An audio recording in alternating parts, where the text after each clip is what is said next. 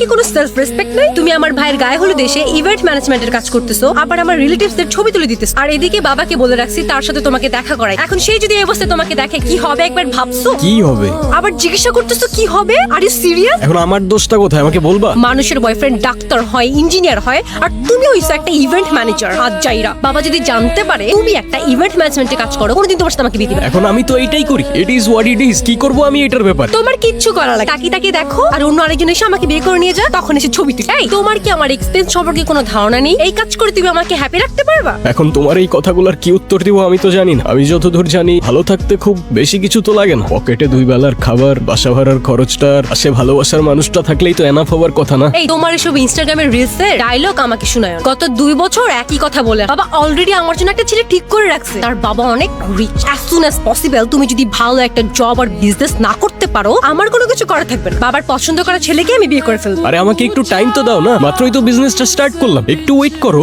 এরপর যদি ভালো কোনো রেজাল্ট না আসে, দরকার হয় আমি প্রফেশন সুইচ করে ফেলবো, আই প্রমিস। বিজনেস? এটা কোনো বিজনেস হইলো? কয় টাকা আসে এটা থেকে বলবা? আন্টি আসসালামু আলাইকুম। ওয়ালাইকুম সালাম। মায়ের সাথে যোগাযোগ করছো? কাউকে পাঠিয়ে মায়াকে একটু আনার ব্যবস্থা কর না মা, প্লিজ। দেখতেছি আমি কি করা যায়। আচ্ছা, তোমাকে না বলছিলাম এর আগের বার আমার একটা বোন আছে? তোমাদের ফ্যামিলি থেকে আলাদা থাকে যে? হ্যাঁ, ওকে কালকে হোস্টেল থেকে নিয়ে এখানে নিয়ে আসি। এমনি তো বাসার কেউ ওকে পছন্দ করে না, আমিও করি, কিন্তু মায়ের ফেভারিট চাইল্ড তো, তাই ওকে বিয়েতে আনতেই হবে। কালকে তো আমার কিছু কাজ ছিল, আর তাছাড়াও তোমার ফ্যামিলির কেউই তো তোমার বোনকে নিয়ে আসলে ভালো হইতো, রাইট? ফ্যামিলির কেউ যাবে না? ফ্যামিলির কেউ ওরে দেখতে পারে না। দেখতে পারে না মানে? ঠিক বুঝতে পারলে না তো? ওর ব্যাপারে যত কম বুঝবা ততই তোমার জন্য ভালো। এমনিতে ও আমাদের ফ্যামিলির জন্য না থাকার মতো। ছোটবেলায় বাবা ওকে বাসা থেকে বের করে ওরে কি দিয়ে আনতে যাবা? বাইক? খবরদার এই বাইক নিয়ে যদি আনতে গেছে। ফার্স্ট ইমপ্রেশন বলে একটা কথা আছে, কতবার বলছি একটা গাড়ি কিনো, একটা গাড়ি কিনো। এখন আমি গাড়ি কেনার জন্য এত টাকা কোথায় পাবো? বাইকটাই তো বন্ধুর থেকে ধার নিয়ে চলতেছি। এত কিচ্ছু আমি জানি না, তুমি ওকে গাড়ি দিয়ে আনতে যাবা ব্যাস। আচ্ছা ঠিক আছে, আমি একটা উবার নিয়ে চলে যাব। উবার? তুমি নিজে ড্রাইভ করে যাবা? ও যদি জানতে পারে তুমি উবার নিয়ে গেছো, আমার মান সম্মান থাকবে?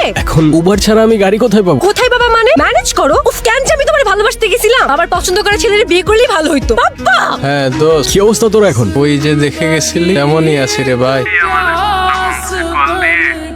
বাকিরা শুধু দরকার হইলে ওকে ফোন দে। দুনিয়াটাই এমন দোস্ত, সবাই স্বার্থ। আচ্ছা বাই দ্য ওয়ে, তোর বাইকটা নাকি সেল করে দিছস? বাবাই জোর করে সেল করে দিছে, এখন থেকে তার গাড়ি ইউজ করি। আচ্ছা তোর পাপার আঙ্কেলের গাড়ির থেকে মনে পড়লো, গাড়িটা আমার একটু লাগতো বুঝলি, খুব আর্জেন্ট। ও আচ্ছা, গাড়ি লাগবে দেখে এখন আমাকে ফোন দিছস?